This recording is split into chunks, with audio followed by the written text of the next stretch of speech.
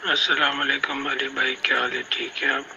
आपसे को सवाल करना था। ये अभी ज़ुल्हिज्जा का महीना शुरू हो गया, इसमें क्या बाल और नाखून नहीं कटवाने चाहिए, फ़र्ज़ है या कि मस्तहब है? अगर कटवा ले तो इसमें हर्ज तो नहीं है? ये इसमें आप थोड़ी सी रहनुमाई फरमाएँ। वालेकुम अस्सलाम वरहमतुल्लाहि वबरकातुहू। मोहतरम, जिसने कुर्बानी का इरादा किया है उसके बारे में आप सल्लल्लाहु ताला अलैहि वसल्लम का फरमान है।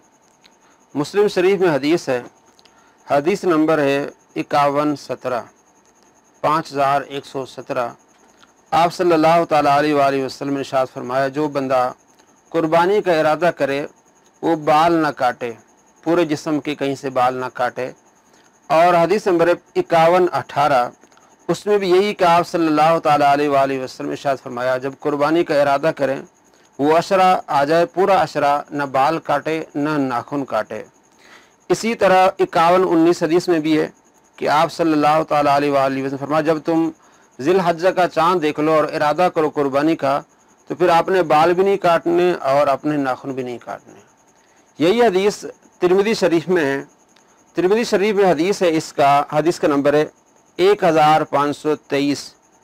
और आप सल्लल्लाहु ताला अलैहि वसल्लम फरमाया, मन रहा हिलाल ज़िल हिज्जा, जब कोई ज़िल हिज्जा का चाँद देख ले, वाराद अन युदहिया, और इरादा करे कि उसने कुर्बानी करनी है, कुर्बानी का उसका इरादा है, फला याखुदन्ना मिन शारी, तो अपने बालों में से कुछ न ले, वला मिन असफारी, और ना नाखूनों में से कुछ ले, न बाल कटवाए और ना नाखून। इसके बारे में मुहद्दिसीन कहते हैं कि आप सल्लल्लाहु ताला अलैहि वसल्लम का जो फरमान है कि बाल ना काटे और नाखून ना काटे, ये हुक्म वुजूबी है या हुक्म इस्तेहबाबी है? यानी आप सल्लल्लाहु ताला अलैहि वसल्लम जो इरशाद फरमा रहे हैं, ये वाजिब होने के लिए या मुस्तहब होने के लिए है कि ये नाखून ना काटना ये लाजमी है कि ना काटे, या मुस्तहब है कि ना काटेगा तो उसको सवाब मिलेगा और काट लेगा तो गुनाह नहीं? इसके बारे में इमाम तिरमिज़ी कहते हैं, कवाइला हाजल हदीस ज़ाब अहमद व इसहाको, कि इस हदीस की तरफ इमाम अहमद और इमाम इसहाक कहते हैं कि उसे नहीं काटना चाहिए। व रखस बाद अहले इल्म फ़ी ज़ालिक, और बाज़ अहले इल्म ने रुख्सत दी है कि अगर काट ले तो कोई गुनाह नहीं है।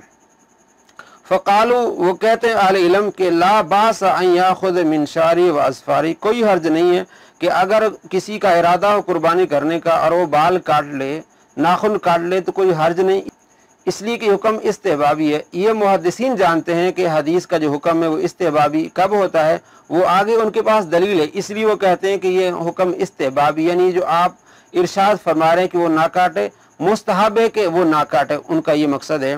वह कौल शाफ़ई, इमाम तिरमिज़ी फरमाते हैं कि ये इमाम शाफ़ई का कौल है, अगर काट लिया तो कोई हर्ज नहीं, नहीं काटेगा तो सवाब मिलेगा, और अगर काट लिया तो कोई हर्ज नहीं है।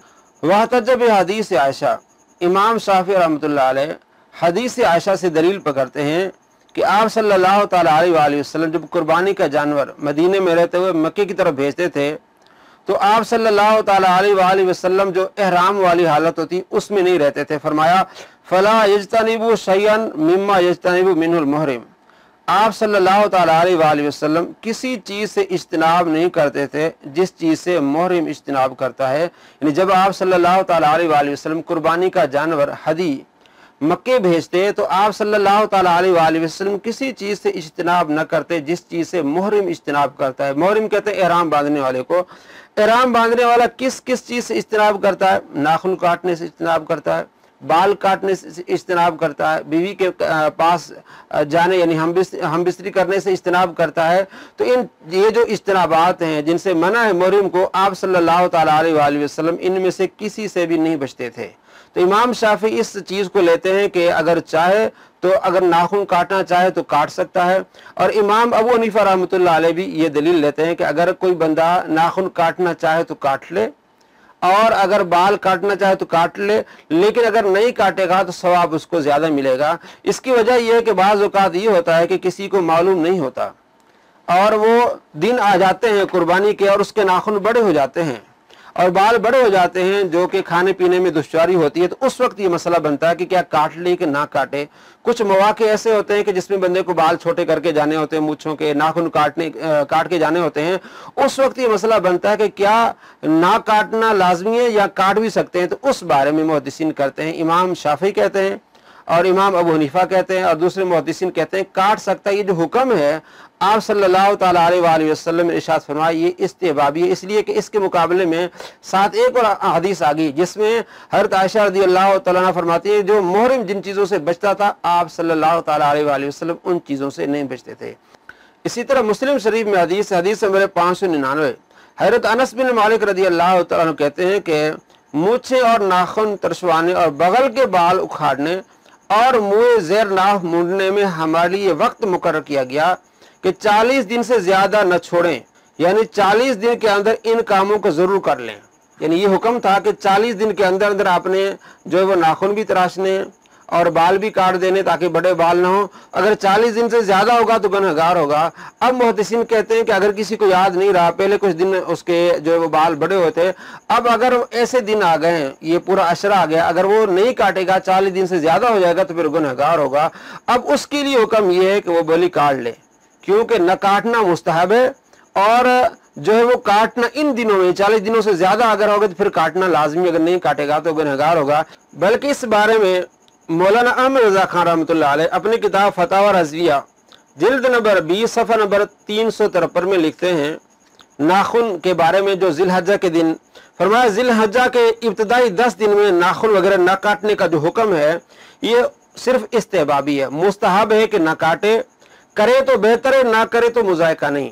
ना इसको हुक्म उदूली यानी नाफरमानी कह सकते, अगर कोई काट लेगा तो हम इसको ये नहीं कह सकते उसने नाफरमानी की। और ना कुर्बानी में नक्स यानी खामी आने की कोई वजह है, अगर काट लेगा तो उसकी कुर्बानी में खामी आने की कोई वजह नहीं है।